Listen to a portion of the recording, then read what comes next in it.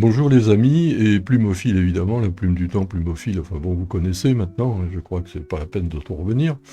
Alors, nous abordons aujourd'hui la deuxième partie des autres énergies renouvelables, c'est-à-dire hors photovoltaïque et hors éolien. Donc deuxième partie qui est la numéro 18 et non pas la 19, je me suis trompé d'un numéro lors de la première partie qui était la 17 et pas la 18, et aujourd'hui c'est la 18. Bon, ça ne va pas changer fondamentalement les choses. Alors, quels sont les sujets en particulier le premier que nous allons aborder? Eh bien, ce sera l'énergie thermique solaire et non pas le photovoltaïque. Thermique solaire, c'est-à-dire que nous allons utiliser directement l'énergie solaire reçue de notre étoile, qui est le Soleil. Donc pas d'histoire de rendement de Carnot, pas d'histoire de thermodynamique, tout ça, ça simplifie déjà beaucoup. Alors cette énergie thermique solaire, c'est-à-dire que ce qu'on appelle les capteurs solaires, et non pas photovoltaïques, je le répète, bien, c'est à mon sens quand même la grande oubliée, surtout en France. J'aurai l'occasion d'ailleurs de revenir là-dessus pour un autre pays qui s'appelle la Suisse. Et, cette énergie solaire, alors comment ça se passe-t-il? Bon, je crois que c'est relativement connu, hein, bien sûr. Ce sont en général, des tubes qui sont placés en toiture, alors toiture de maison, toiture d'immeubles, toiture d'entreprise, le mieux exposé au rayonnement solaire en fonction de la course du soleil, parcouru ces tubes par un fluide noir. Alors j'ai pas dit de couleur noire, non, un fluide coloré en noir avec un antigel dedans pour ne pas que l'hiver, eh bien, ça vienne à rouiller. Alors il s'agit, quels sont les avantages? Eh bien, il s'agit d'une énergie gratuite, ça je crois que c'est évident. Une longue durée opérationnelle, effectivement, parce que si c'est entretenu correctement, c'est-à-dire il n'y a pas d'accumulation de feuilles, de mousse, bon, c'est nettoyé de temps en temps, et puis c'est bien exposé, donc a priori ça devrait pas mal marcher. C'est moins sensible en fait qu'avec le photovoltaïque. Donc une longue durée opérationnelle, pourquoi? Parce que c'est statique. Alors soit il s'agit d'un système à thermosiphon, pas trop en Europe, en Afrique oui, mais bon. Mais en général il y a une petite pompe qui consomme pas grand-chose au point de vue électrique et qui permet la circulation entre les capteurs solaires donc qui vont récupérer la chaleur et puis en général un stockage sous forme d'une citerne, enfin d'une capacité qui peut être un gros ballon d'eau chaude pour stocker l'eau chaude. À quelle température peut-elle monter? Eh bien, ça dépend où l'on se trouve en France, mais dans les périodes très chaudes, on peut atteindre du 80 degrés, car regardez, par exemple, la température atteinte par un tuyau d'arrosage des plantes qui restent en plein soleil. Les pauvres plantes, il faut penser à elles quand ça démarre. Bon, heureusement que c'est pulvérisé par la lance, et puis que ça a le temps de se refroidir. Alors c'est fiable, il y a peu d'entretien. Il n'y a pas de batterie en particulier, pas d'onduleur qui risque de tomber en panne. Bon. C'est assez performant. Le rendement est quand même assez correct, c'est-à-dire entre les calories reçues et les calories captées. Et puis une adaptation, une construction qui n'est pas très compliquée. Quels sont les inconvénients? Bien, il y a le prix. Il y a le prix, mais on revient un peu sur le photovoltaïque. Soit on a des moyens financiers, n'est-ce pas, qu'on va appeler substantiels, on a envie de se faire plaisir parce que le petit côté écolo, le petit côté voilà, et puis eh bien on se soucie pas trop du prix, on installe ça et puis voilà, puis on en bénéficie. Et puis il y a l'autre versant, l'autre côté qui est en général le plus courant, c'est un investissement, soit par un emprunt, soit en partie par un capital que l'on dégage plus un emprunt. Et bien là, évidemment, ça veut dire qu'il faut faire un bilan financier entre ce que ça va rapporter, enfin ce qui est estimé, et puis la dépense. Mais également, si on met un peu d'argent, j'allais dire cash, c'est une immobilisation, je vais y arriver, du capital, et cette immobilisation, avec cet argent-là, on aurait peut-être pu faire autre chose. Donc tout ça, ça rentre en ligne de compte. Et on revient à l'éternelle histoire, c'est-à-dire l'entonnoir, n'est-ce pas, avec un petit tuyau au bout, qui est la banque, c'est-à-dire le résultat financier. Et une durée d'amortissement, alors est-ce qu'on estime 5 ans, est-ce qu'on estime 10 ans? Bon, ça, je ne peux pas répondre, c'est une question qui est personnelle. Alors, donc voilà, la quantité d'énergie que l'on peut espérer, c'est-à-dire en fait la puissance que je vais exprimer en watts en France, entre la partie nord et la partie sud de la France, on est dans un rapport d'environ 135-140 watts au mètre carré, jusqu'à 230-240 watts dans la partie la plus ensoleillée, watts par mètre carré.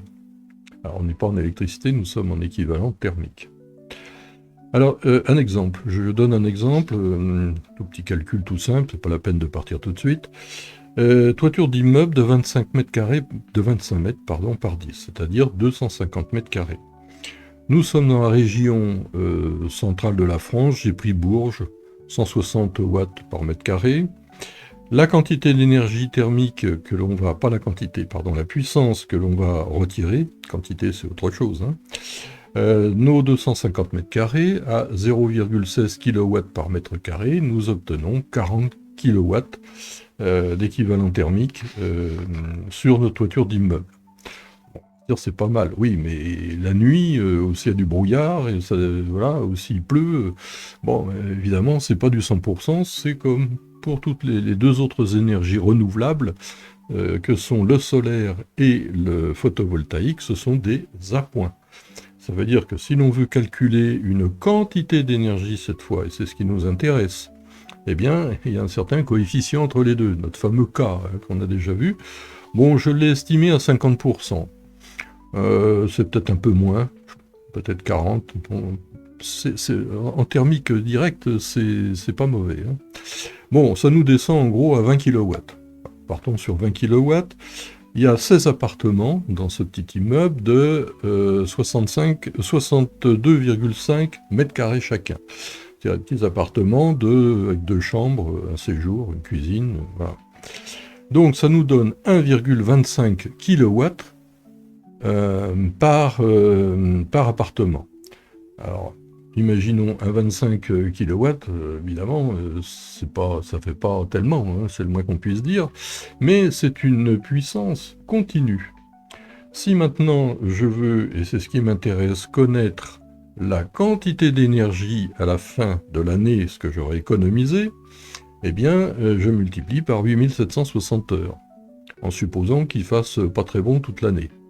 Évidemment, si on est à Menton ou à Nice, on n'aura pas besoin de nos 1,25 kW en permanence. Mais ça va quand même chauffer là-haut. Hein, ça, voilà. Eh bien, ça représente 11 000 kWh. Je multiplie par les 8760 heures d'une année. 11 000 kWh, ce qui est quand même là pas négligeable du tout. Et l'expérience me montre que une maison en Normandie, c'est-à-dire en bord de mer, qui est un climat, je dirais, tempéré, et avec des belles périodes de beau temps, des périodes de moins beau temps, etc. Eh bien, sur un pavillon d'en gros 2 étages, 140-150 mètres carrés, c'est à peu près 50% d'économiser sur le fuel ou le gaz pour le chauffage, voire l'électricité. C'est quand même pas négligeable, tout ça pour une dizaine de mètres carrés de capteurs en toiture. Capteurs thermiques. Donc c'est pas du tout négligeable. Et ça montre que il y a là une source importante d'économie, aussi bien pour les entreprises que pour les particuliers, que pour l'artisan, pour même, j'allais dire, même les grands supermarchés au point de vue économie thermique. Alors, plusieurs systèmes existent, donc qui sont visibles ou pas visibles. En général, c'est visible, on les reconnaît assez facilement. Hein, sur les toitures. Alors, sauf si c'est une toit plat, évidemment, on ne le voit pas. Mais sur une maison, dès l'instant où il y a une pente, on a toujours intérêt, comme pour le photovoltaïque, à orienter au mieux vers la course du soleil, la course moyenne du soleil, et suivant les saisons, bien sûr. Alors, je parlais tout à l'heure de la Suisse. J'ai eu l'occasion, il y a 30 ans, 35 ans environ, d'avoir été invité dans la région de Genève à visiter des appartements sociaux qui étaient en construction et qui disposaient justement de capteurs à la fois photovoltaïques mais également solaires et une très bonne isolation. Donc des appartements, je n'en ai plus la surface exacte, mais ça devait être dans les 60 mètres carrés, voilà, 2 chambres ou par là, et qui étaient quasiment, pas BBC, mais pas loin, c'est-à-dire basse consommation, uniquement par ces deux choses-là. Ce qui montre que un habitat, sans tomber dans des délires, bon, je m'arrête là parce qu'il y a vraiment beaucoup à redire, surtout aujourd'hui, eh bien on peut quand même arriver à une autonomie, et c'est valable pour une entreprise, hein, c'est pareil, très intéressante grâce à différentes sources, et pas uniquement qu'en consommant du fioul et du gaz. Alors donc ça veut dire que la Suisse, déjà à cette époque, était très en avance. Je rappelle que la Suisse n'a pas de gaz, a priori, et n'a pas de pétrole non plus. Donc moins on en importe, moins le pays en importe, plus il est autonome. Et avec cet argent économisé, on peut faire autre chose. Toujours le même truc, hein. Alors, la réponse dans tout ça tient à 4 paramètres minimum. Le niveau du besoin, il faut le définir, quel est le niveau de mon besoin énergie, et la nature de l'énergie demandée. Que vais-je choisir? La sécurité de l'approvisionnement. Alors, si c'est pour importer, je vois pas très bien l'intérêt. On retombe un peu quand même là.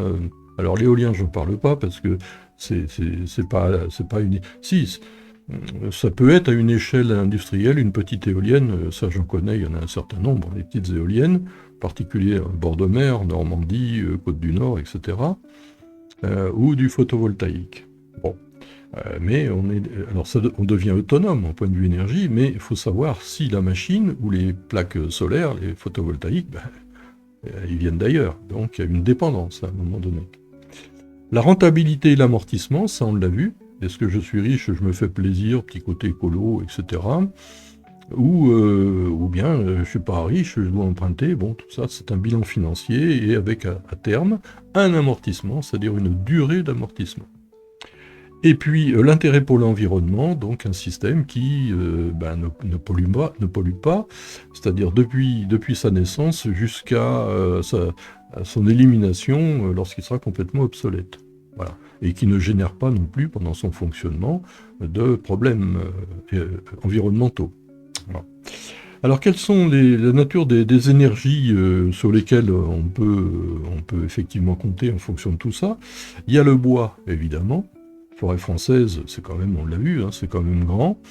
Mais ça veut dire une gestion intelligente de la forêt, avec replantation en conséquence, et non pas laisser derrière des terrains plus ou moins nus, avec l'érosion qui va s'installer, et puis à la fin des pierriers. Non. L'énergie thermique solaire, on vient de le voir, nous sommes dedans. L'énergie hydroélectrique, alors très bien, puisque en fait on récupère de l'énergie mécanique des fleuves ou des chutes d'eau. Enfin, ça se termine toujours par une chute d'eau, hein, plus ou moins haute, plus ou moins grande. Mais on peut également utiliser l'énergie hydraulique sous forme l'énergie mécanique hydraulique, comme autrefois les moulins. Alors, les moulins, j'en connais plus beaucoup je sais pas, il y en a sûrement encore, mais enfin bon, ça doit rester quand même relativement marginal, qui utilisent l'énergie d'une chute d'eau directement pour faire tourner le moulin, mais ça peut être aussi faire tourner des machines. C'est tout à fait possible aussi. Donc autonomie et je dirais tout à fait, bon, si on veut utiliser le mot écologique, oui. Alors, ensuite il y a la géothermie. La géothermie, on en a parlé avec des avantages et des inconvénients. Les gaz de fermentation sous forme thermique, c'est-à-dire qu'on utilise le méthane directement sous forme thermique dans un brûleur pour faire du chauffage, dans une chaudière, ou éventuellement faire de l'électricité avec, dans un moteur type moteur à piston, ou une turbine à gaz qui normalement a un meilleur rendement. Mais on tombe à nouveau dans la thermodynamique et dans le fameux rendement de Carnot, donc nous aurons une perte. Et oui, c'est pas gratuit, le fait de fabriquer de l'électricité, à partir de la chaleur, c'est jamais gratuit. Ensuite, accessoirement le photovoltaïque. Oui, je laisse une ouverture pour le photovoltaïque, même si les 80 ou 85% des fabrications viennent de Chine. Donc il y a une dépendance, c'est pas parce que c'est la Chine, mais je veux dire, il y a une dépendance vis-à-vis de l'étranger, forcément. D'un autre côté, une fois qu'ils sont installés, on en profite. Accessoirement, les agrocarburants. Alors, quand je parle d'agrocarburants, ça veut dire l'huile de colza, l'huile de ricin, pas trop en France, mais ça pourrait se développer, et ça serait bien d'ailleurs en Afrique, au Sahel, etc. L'huile de tournesol. Alors, pourquoi je mets agro ? Parce que c'est pas spécialement bio, puisque toutes ces plantations, je parle en Europe en tout cas, c'est de l'agriculture intensive, ça veut dire des tracteurs qui ne fonctionnent pas forcément à l'eau minérale bio. Ça veut dire aussi des engrais et puis des produits dits phytosanitaires. Bon, tout ça, moi j'ai du mal quand même à mettre le terme bio derrière ça. Voilà. Alors, quand on mélange un peu toutes ces sources, on a un mix énergétique qui est important, qui va couvrir une bonne partie de nos besoins, à condition, et on en reviendra après, d'en développer certains, plus qu'ils ne le sont aujourd'hui, dont entre autres le thermique solaire sans transformation. Et puis reste derrière ça un complément qui me paraît incontournable, puisque dans ce que nous venons de voir, nous avons quand même un certain nombre d'énergies alternatives, c'est-à-dire il fait beau tant mieux, ou il y a du vent tant mieux, il n'y en a pas, faut compenser. Et c'est là qu'intervient l'énergie nucléaire, parce que faut quand même reconnaître que heureusement que nous l'avons en France. Imaginons qu'il n'y ait pas, la France, c'est parti sous De Gaulle, c'est-à-dire du Grand Charles. La France a aujourd'hui, au point de vue production d'électricité, à peu près 70 années d'expérience. Et les réacteurs actuels, c'est-à-dire eau pressurisée, qu'on appelle les REP, réacteurs eau pressurisés, qui sont 100% du programme électronucléaire français, ils ont maintenant 50 ans d'expérience sans aucun problème. Et d'ailleurs, à ce sujet, je rappelle que, c'est pas inutile de le rappeler, que le seul incident qui soit survenu à ce type de filière, c'est-à-dire eau pressurisée, c'est Three Mile Island aux États-Unis, c'était en 1979 si ma mémoire est bonne, un 900 MW ou à peu près électrique, c'est-à-dire on multiplie par 3 pour l'avoir en puissance thermique, puisqu'on a un rendement qui est de 33%. Et qui s'est retrouvé, le réacteur s'est retrouvé en manque d'eau. Alors, je ne rentre pas dans les détails. Et là, au bout d'un moment, le cœur a commencé à rentrer en fusion. Donc, nous étions au-delà de 2200 degrés. Et un tiers du cœur s'est effondré. Il n'y a eu aucune suite, la cuve n'a pas fondu, il n'y a pas eu tout ça, il n'y a strictement personne de blessé, il n'y a eu aucun problème vis-à-vis de l'environnement.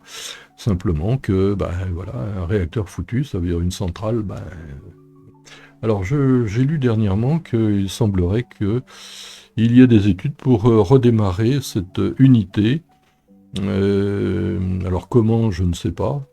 J'ai pas eu d'autres infos, puis je m'en suis pas non plus vraiment préoccupé. Il faut extraire déjà tout ce qu'il y a dans la cuve du réacteur, et je suppose changer la cuve du réacteur, peut-être, je ne sais pas. Voilà. Alors, coût maintenant de l'énergie nationale. Coût de l'énergie nationale, essentiellement gaz et pétrole. On sait ce que c'est devenu. Et puis subsidiairement l'électricité, qui, après, jusqu'en 2000-2005, nous étions le deuxième bon élève en Europe. Nous sommes maintenant au fond de la classe. Alors, que s'est-il passé entre deux ? On aura l'occasion de le voir. Alors, sur les bases actuelles, ce coût de l'énergie en France, à mon sens, ne fera que d'augmenter. Alors pourquoi ? Déjà, essentiellement, l'engagement, disons, du pays vers un État supranational qui est l'Europe, ça veut dire qu'il sera de plus en plus dépendant de grands trusts, de grandes sociétés internationales privées. Donc il aura de moins en moins de latitude pour décider de ses prix, et, l'électricité par exemple, un bon exemple, c'est le cas de le dire. Mais il y a également le conflit que l'Occident, c'est-à-dire les États-Unis et l'Europe, ont engagé contre la Russie en 2022, par Ukraine interposée. Oui, et les sanctions et tout ça, tout ça fait que maintenant il y a un effet boomerang qui est revenu, et il n'y a qu'à voir le prix du gaz.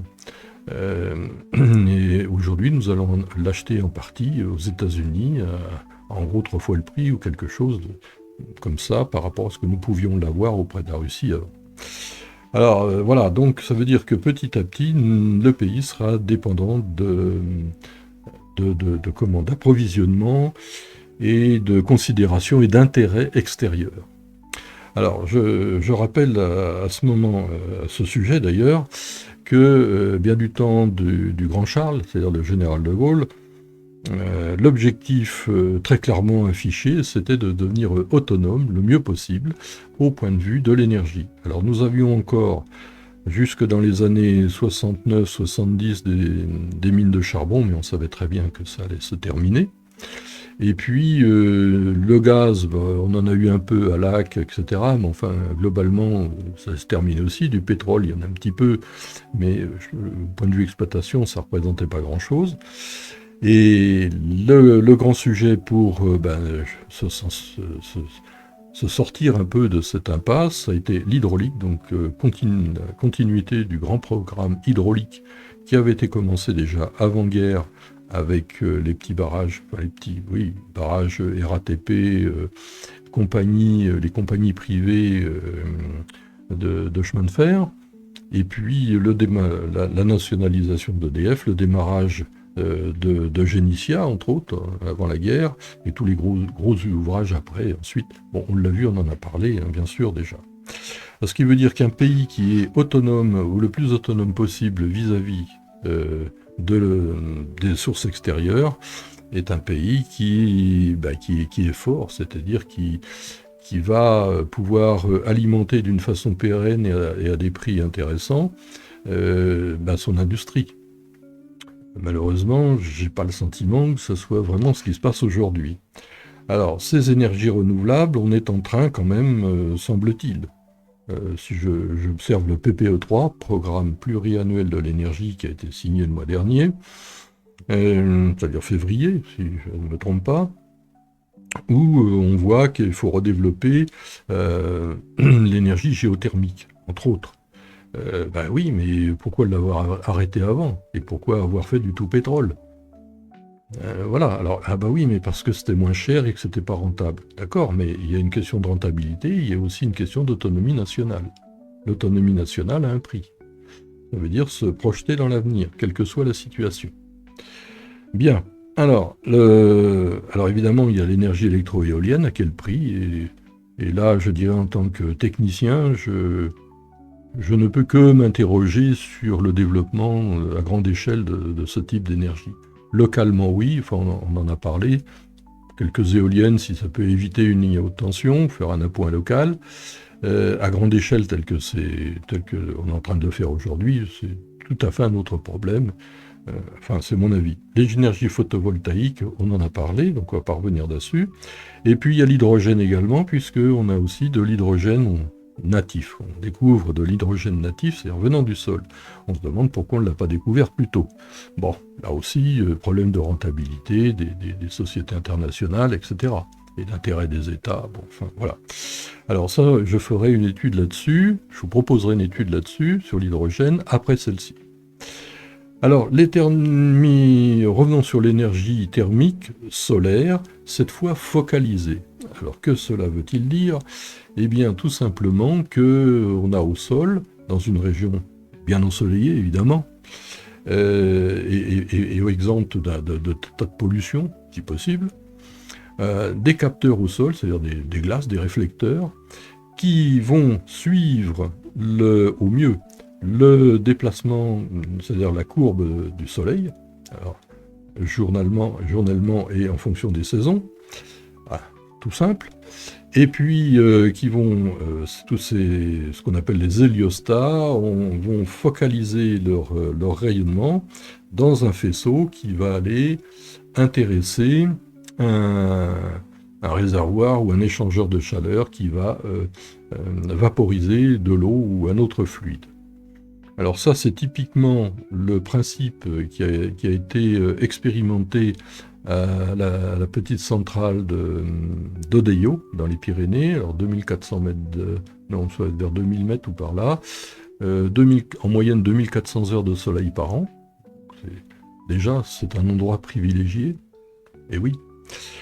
Et on a comme ça une centaine d'héliostats qui se déplacent, voilà, et qui vont focaliser sur un échangeur de chaleur qui ensuite va faire tourner une turbine, c'est un GDA, un petit groupe turbo alternateur de 2,5 MW quand même. Alors bon, mais là aussi nous avons une énergie qui est aléatoire, évidemment. Même si là il fait très beau, c'est très bien, mais il y a aussi la nuit c'est pas terrible.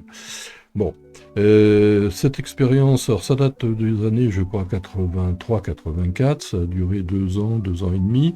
Ensuite, c'est passé à autre chose. Je pense que ça valait la peine d'essayer ça.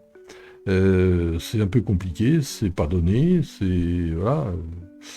Et la question se pose, mais ne pourrait-on pas faire ça, par exemple, au Sahel, ou je sais pas où.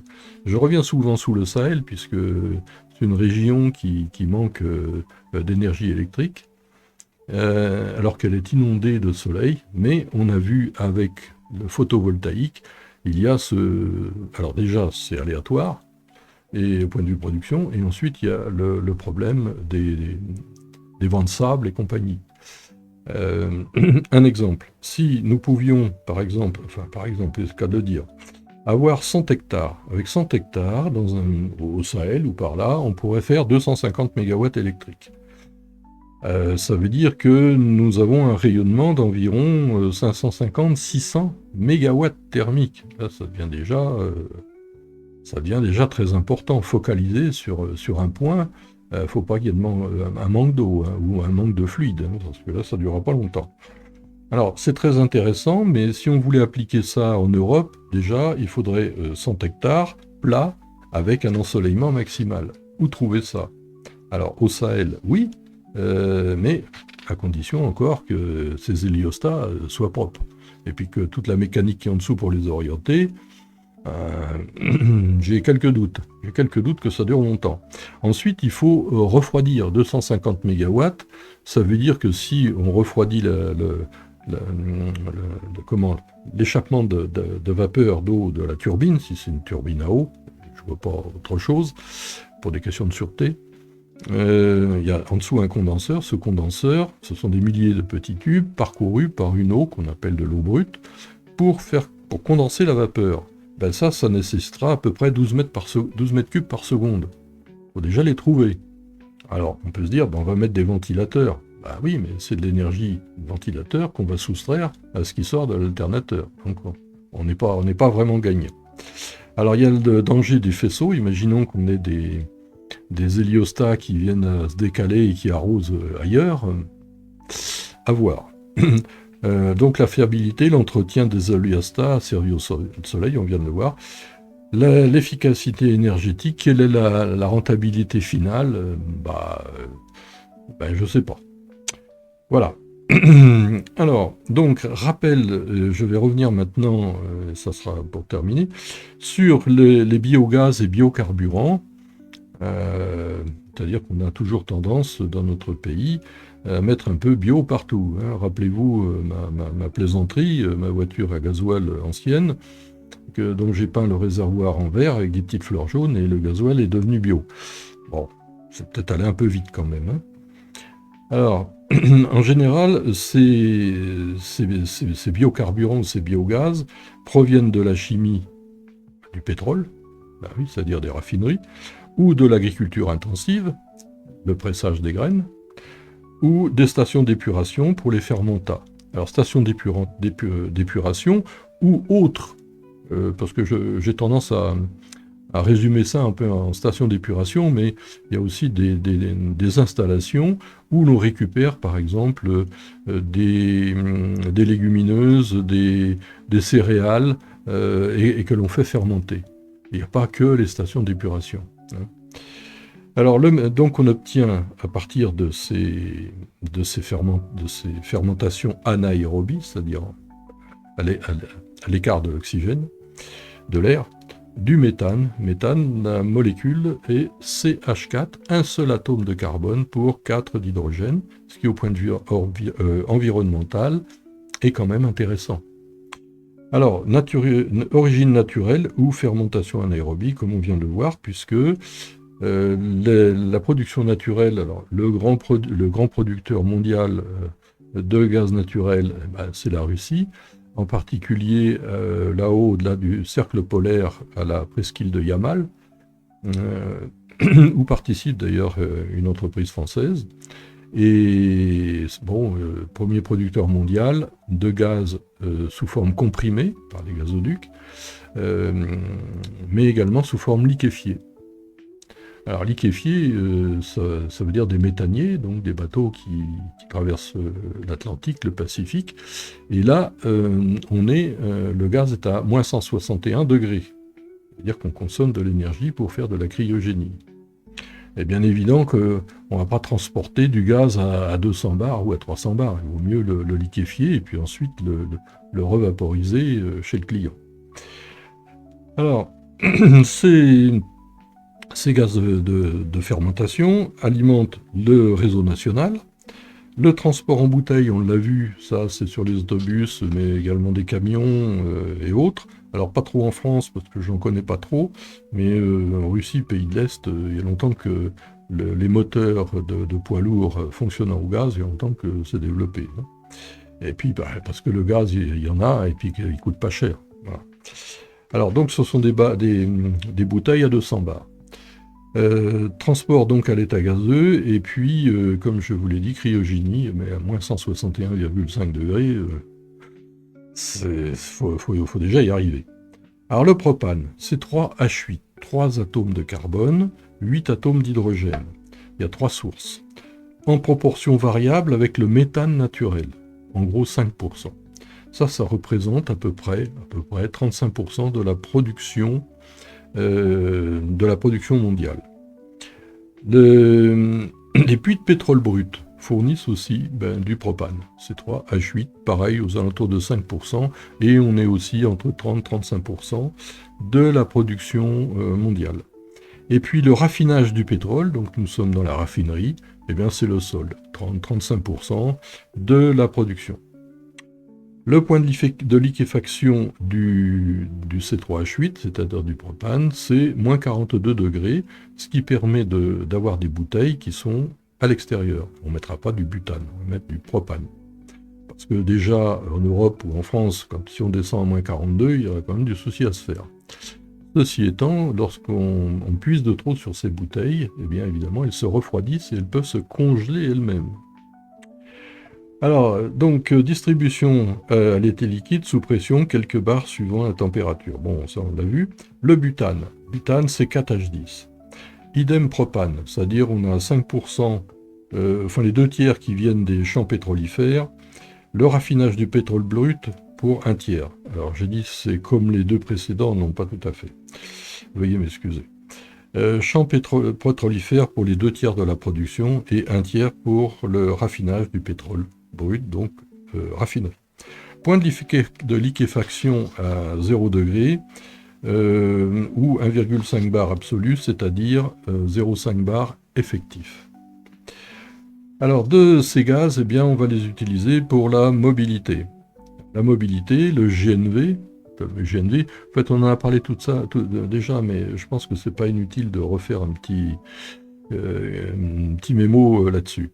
Gaz naturel pour véhicules, GNV, 95-98% de gaz naturel ou biogaz. Alors, ça ne me gêne pas de dire biogaz dès l'instant où il est épuré au niveau de sa fabrication. Je ne parle pas du fermentat suivant son origine. Si c'est du fermentat de station d'épuration, c'est pas ce qu'il y a de mieux.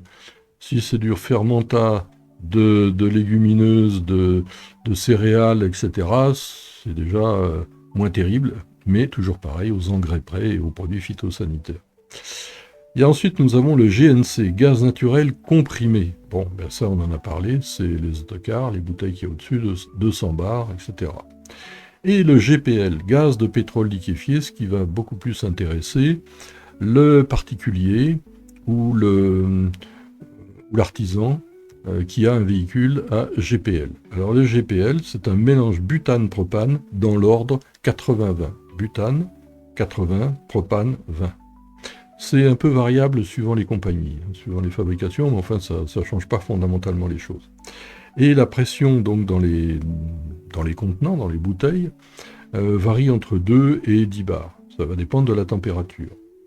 D'ailleurs, si vous laissez une bouteille de propane à l'extérieur, entre l'hiver et puis en plein soleil d'été, c'est pas la même pression dedans, c'est évident. Donc véhicule léger. Ensuite, nous passons aux produits liquides. L'éthanol. Alors en France, c'est de l'alcool éthylique. Comment est-elle produit? Eh bien, alors déjà, où est-il utilisé cet éthanol? Comme carburant, c'est le fameux E85. Mais ce fameux E85 est-il bio? Eh ben non, parce que il est 85%, alors déjà il n'est pas à 85% d'éthanol, il est en gros à 65, oui, jusqu'à 85%, ça dépend des saisons, et puis du fabricant, si je peux dire, en proportion dans l'essence suivant les saisons.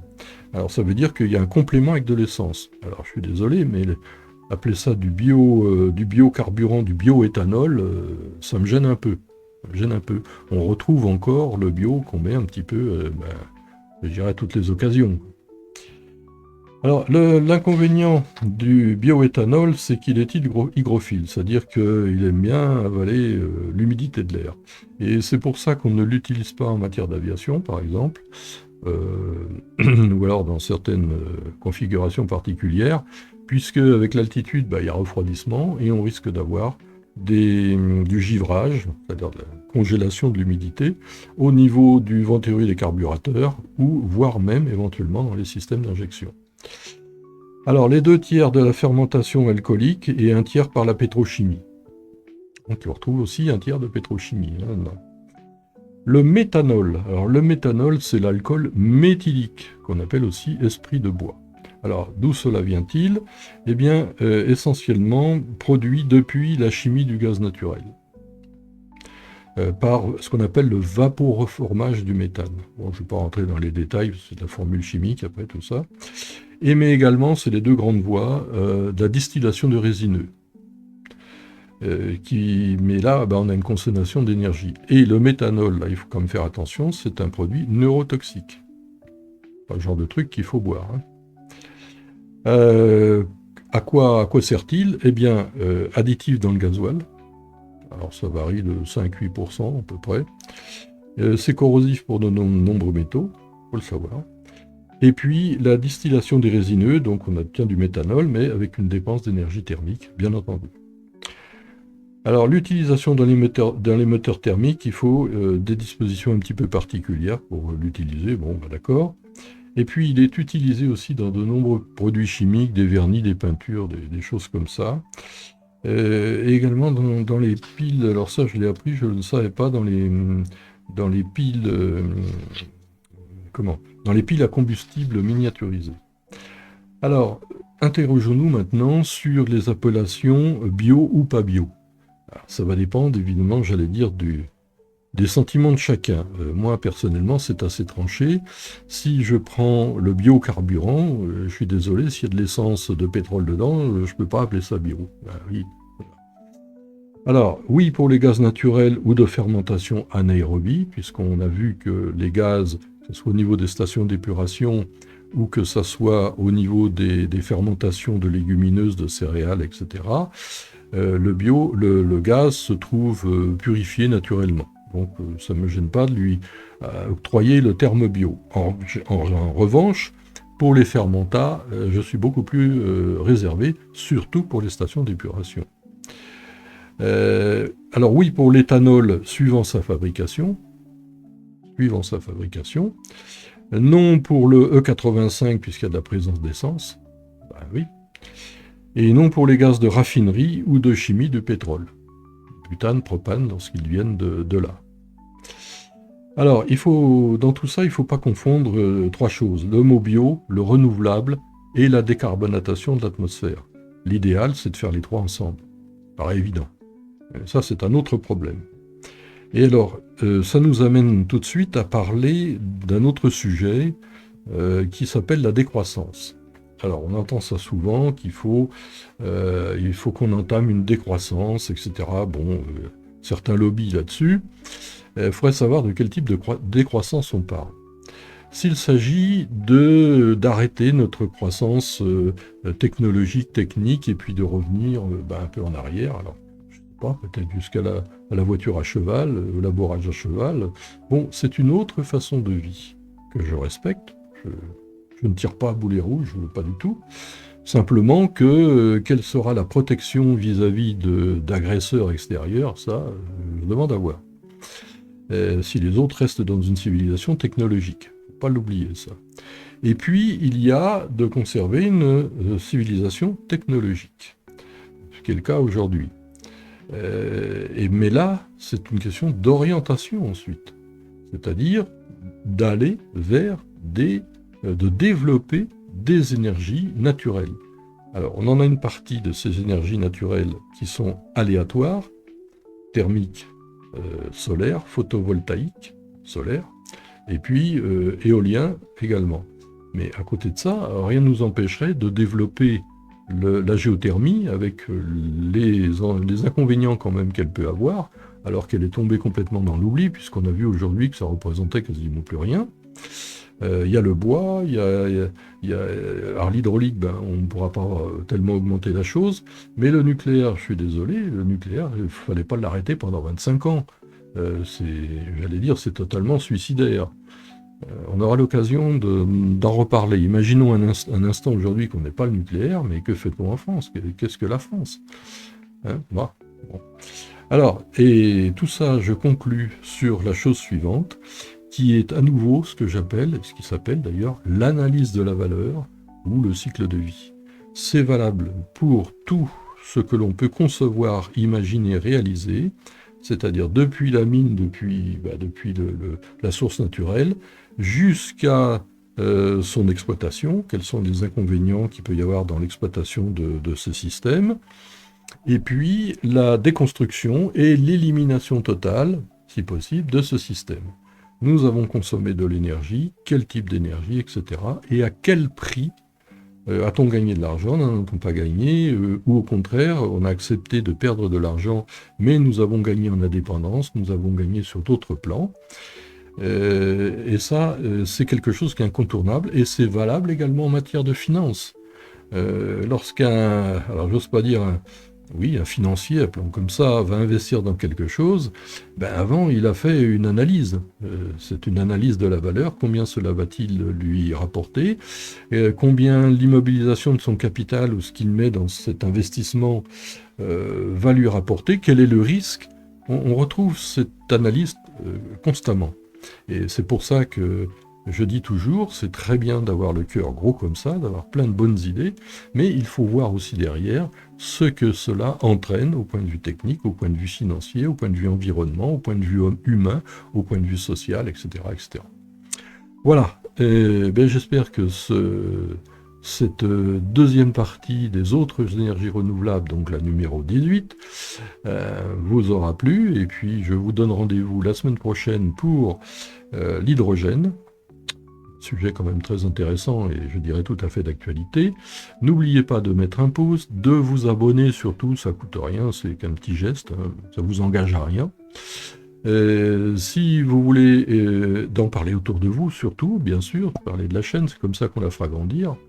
Et puis, si vous voulez donc sponsoriser la chaîne, il n'y a aucun problème. Et puis, si vous voulez également être annonceur sur le site www.laplumedutemps, qui est derrière moi, aucun souci non plus. Et je termine en rappelant que toutes ces études, toutes ces vidéos, vous les retrouverez sur le site internet que je viens de vous donner, en général plus complet que ce que je peux faire devant la caméra, parce que sinon les vidéos vont durer trop longtemps.